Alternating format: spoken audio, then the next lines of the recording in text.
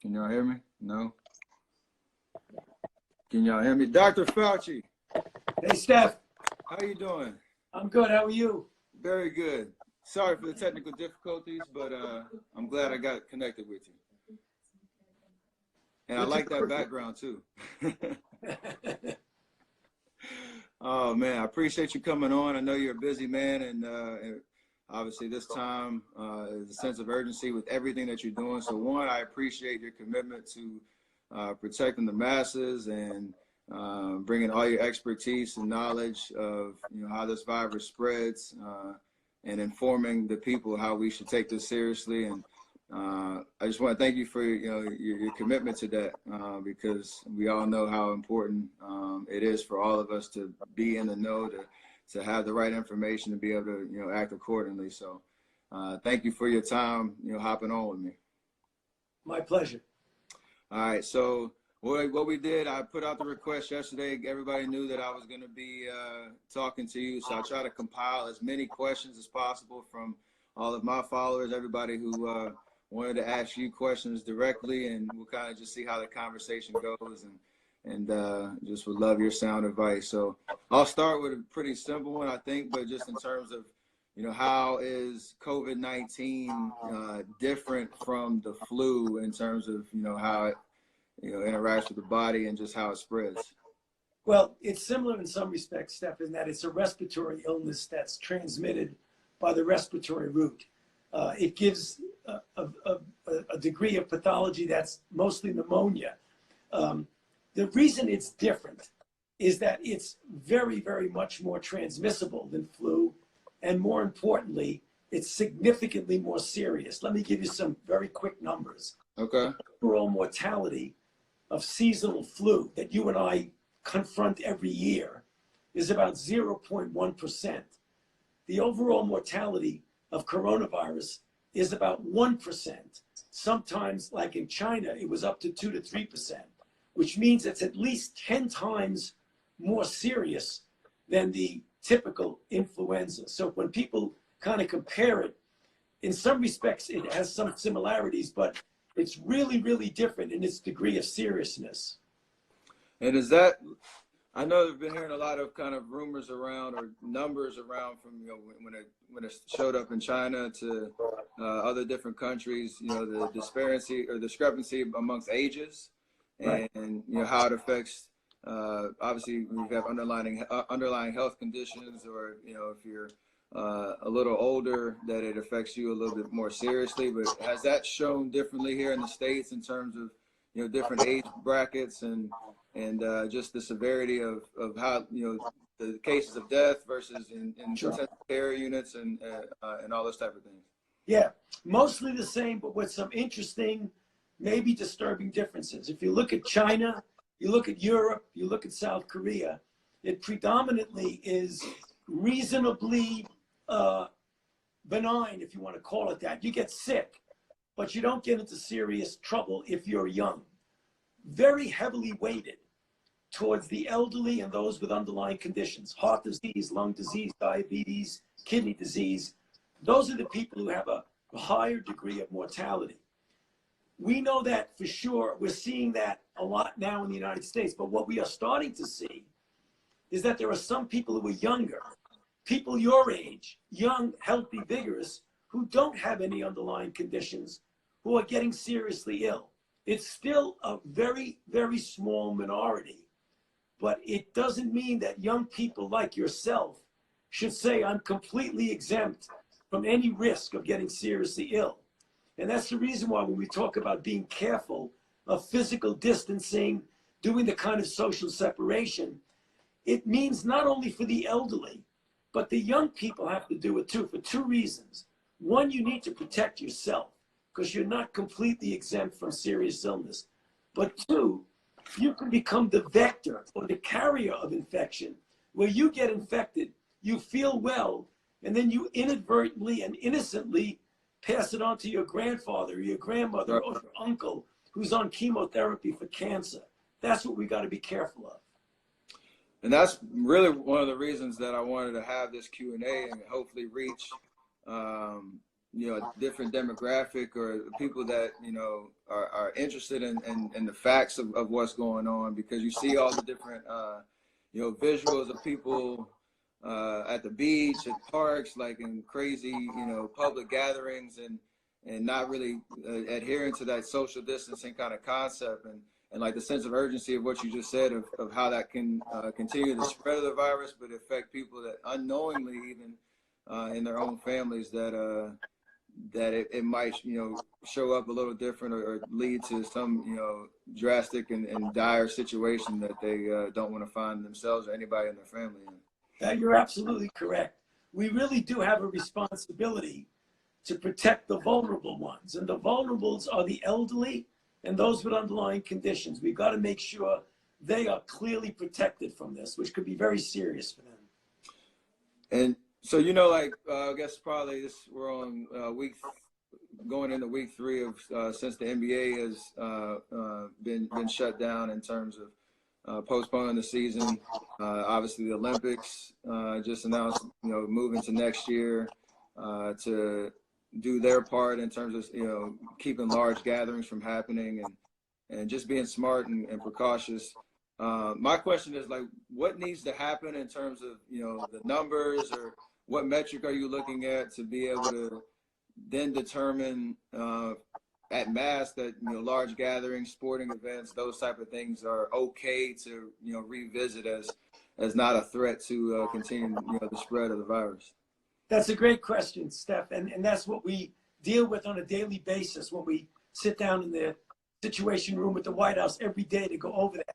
What you need is to see the trajectory of the curve start to come down.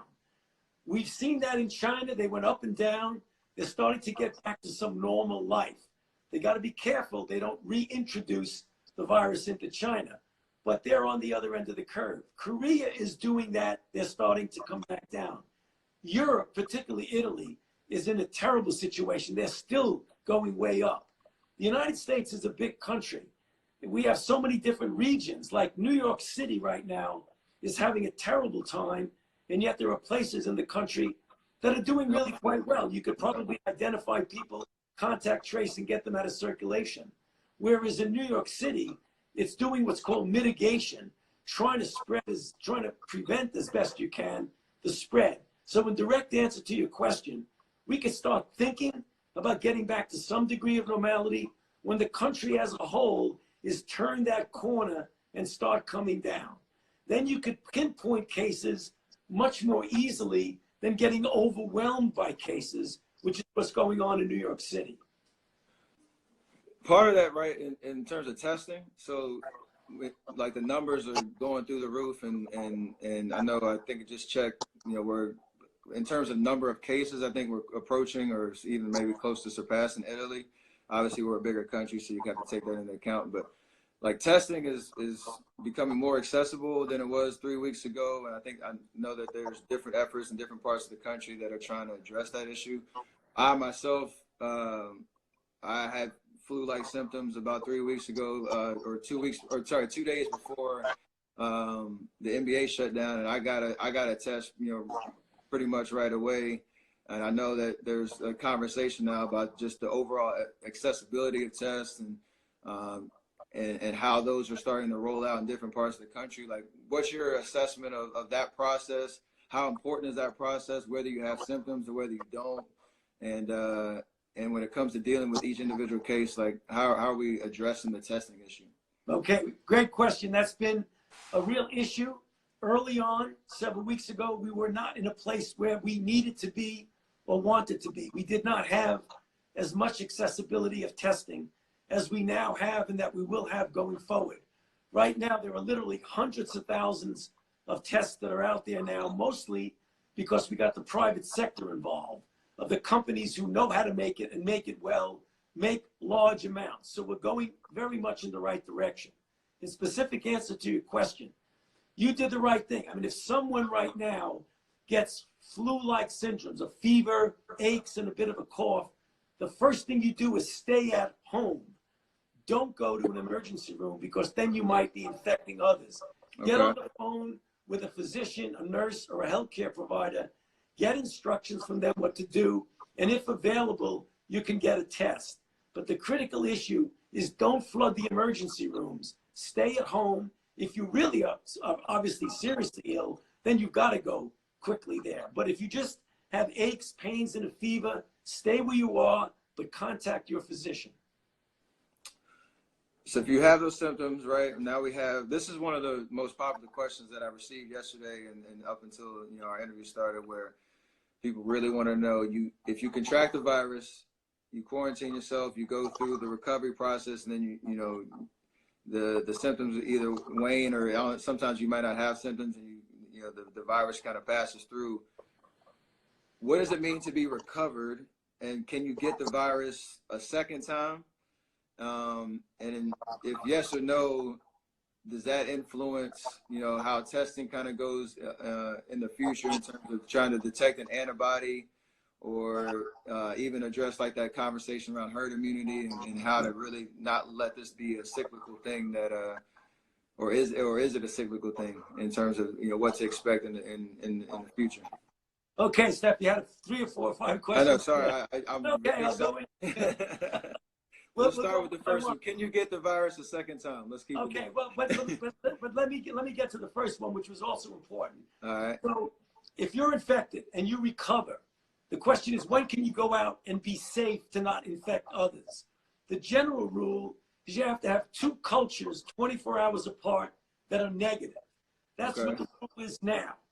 As more people get infected, that likely is not going to be feasible. So we're going to have to set some guidelines of days following the diminution of symptoms. We're not there yet because we don't know as much about how far out you could be shedding virus. First thing. Second thing, your main question, once you get infected, can you get reinfected? We haven't done the specific testing to determine that, but if this acts like every virus similar to it that we know, the chances are overwhelming that if you get infected, recover from infection, that you are not going to get infected with the same virus, which means that you can then safely go out into the community and feel immune so that you can not only protect yourself, get back to work, get back to your job, but you'll be able to have what you refer to as herd immunity. Enough people who've recovered in the community, that gives the virus very little chance to spread rapidly. That's what's referred to as herd immunity. Okay.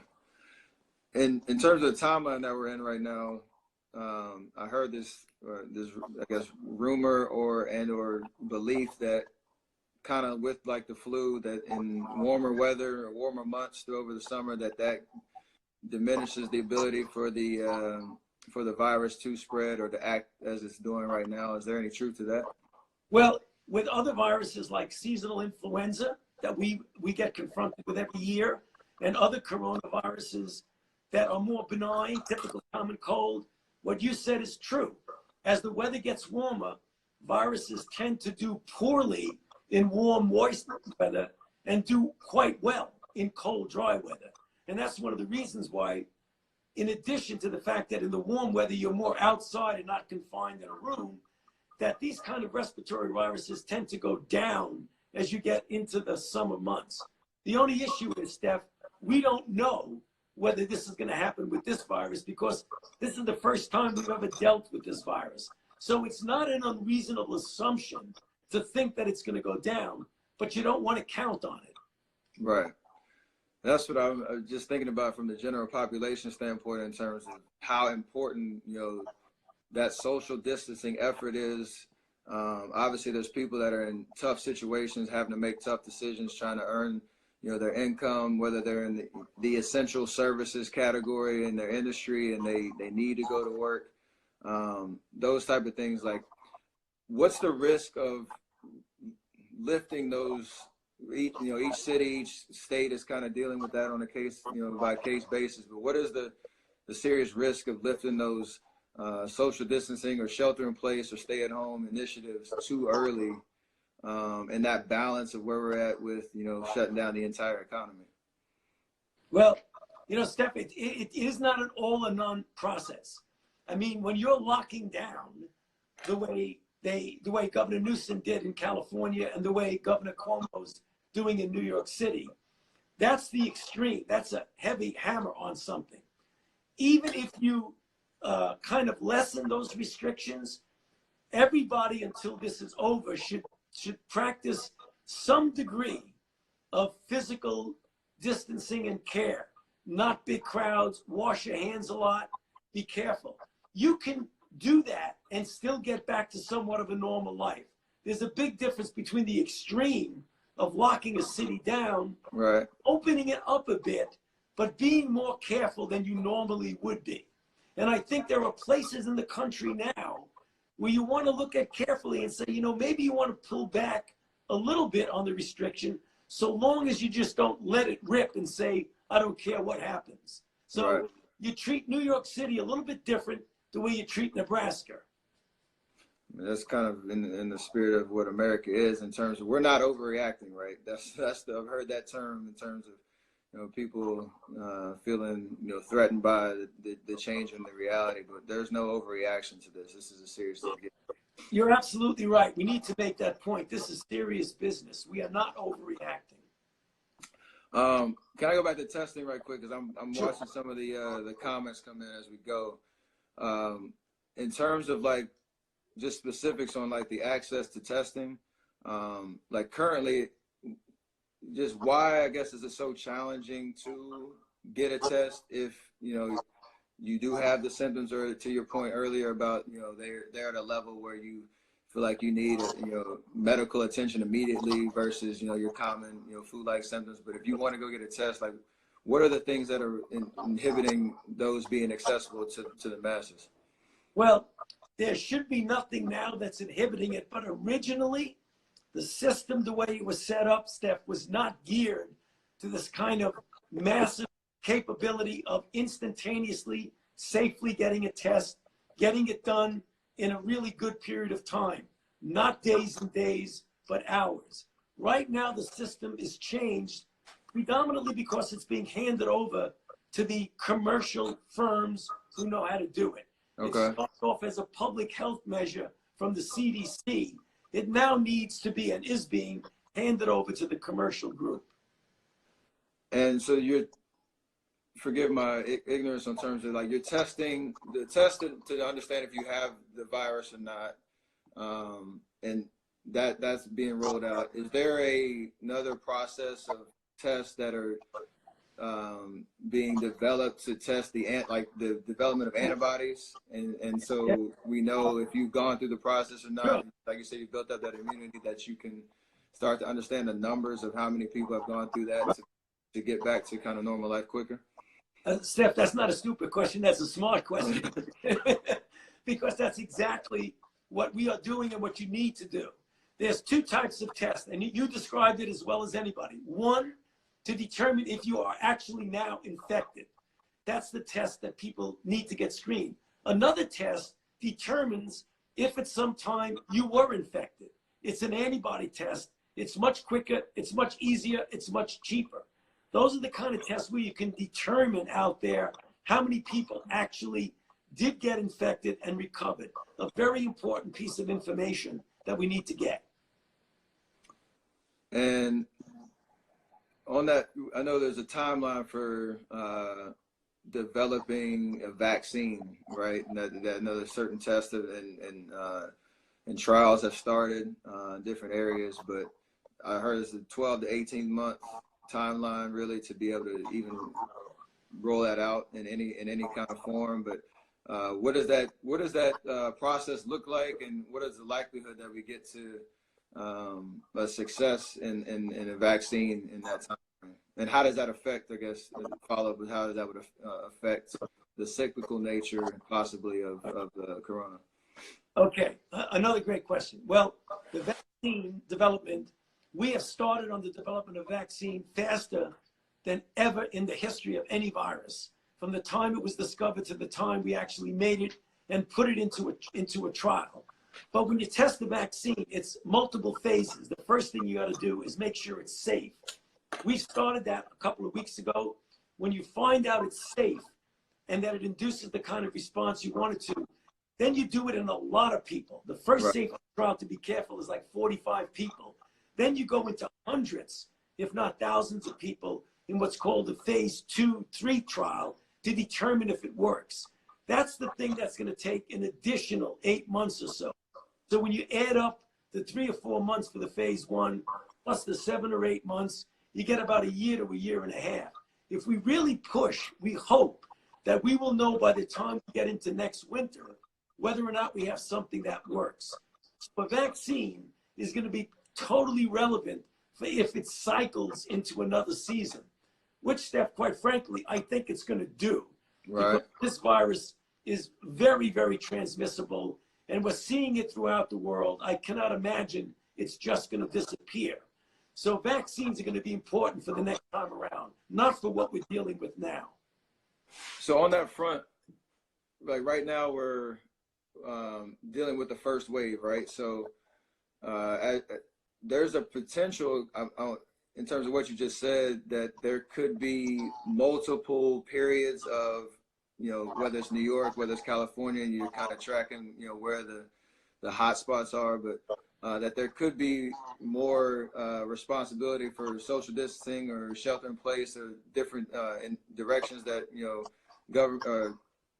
cities and states are taking right now that could happen, you know, down the road, next flu or next season, I should say. That could be a possibility, right?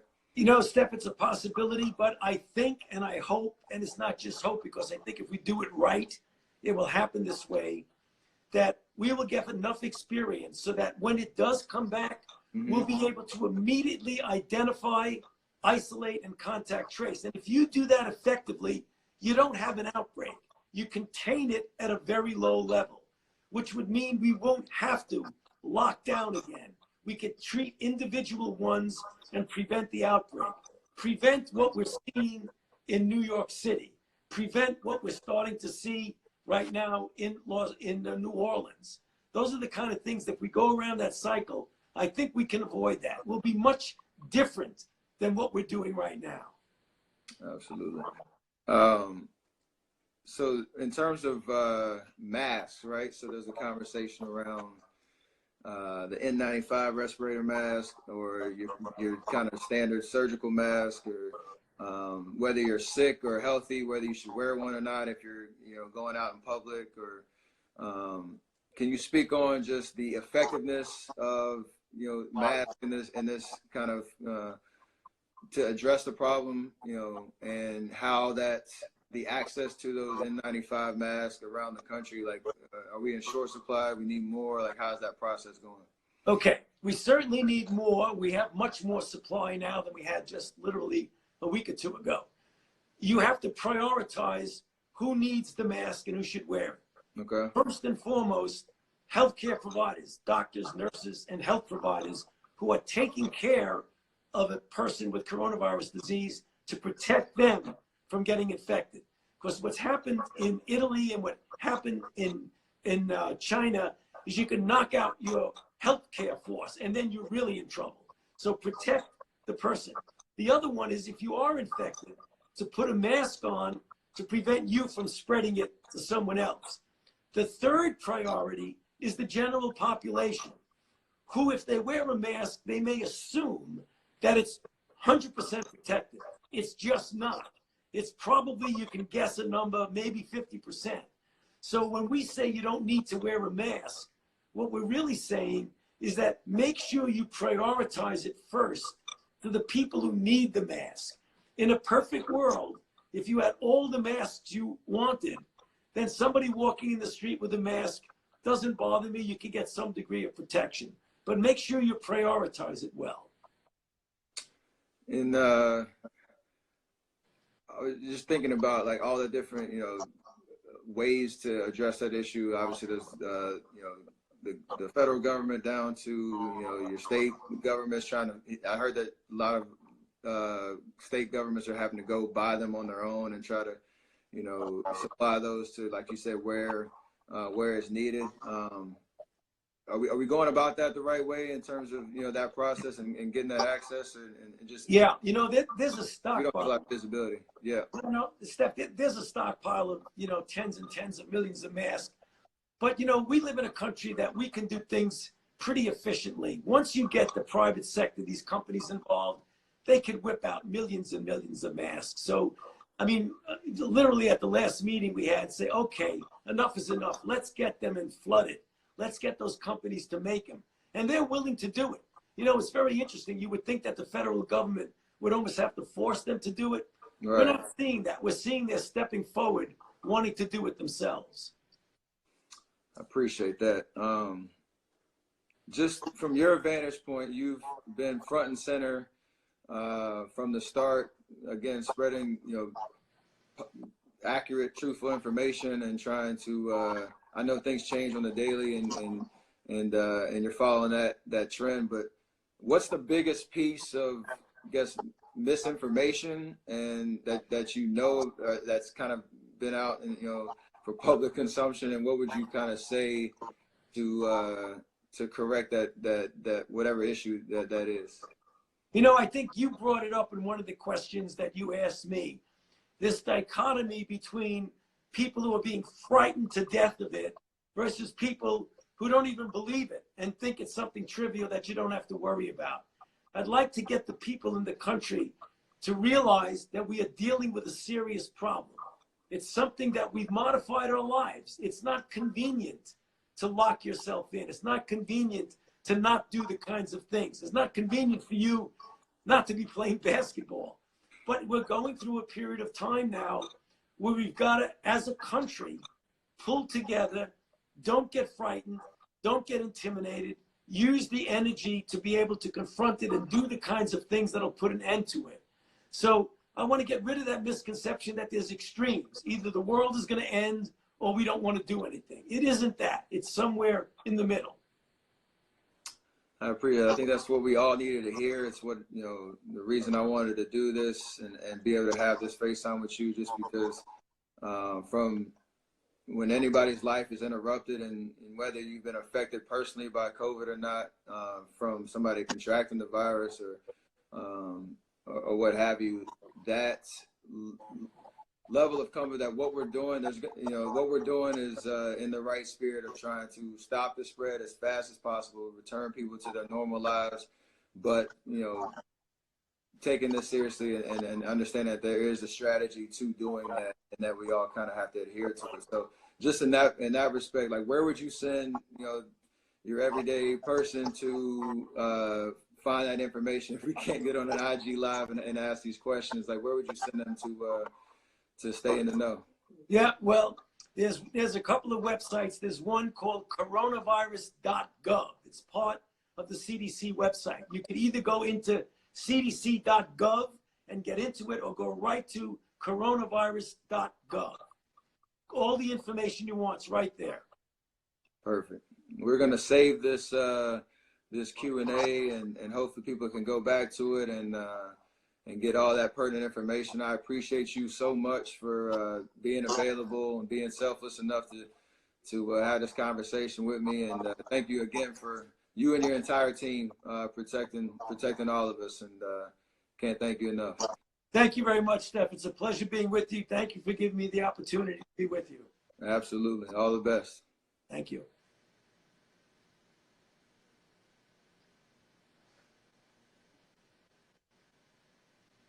Make sure I get it right. All right.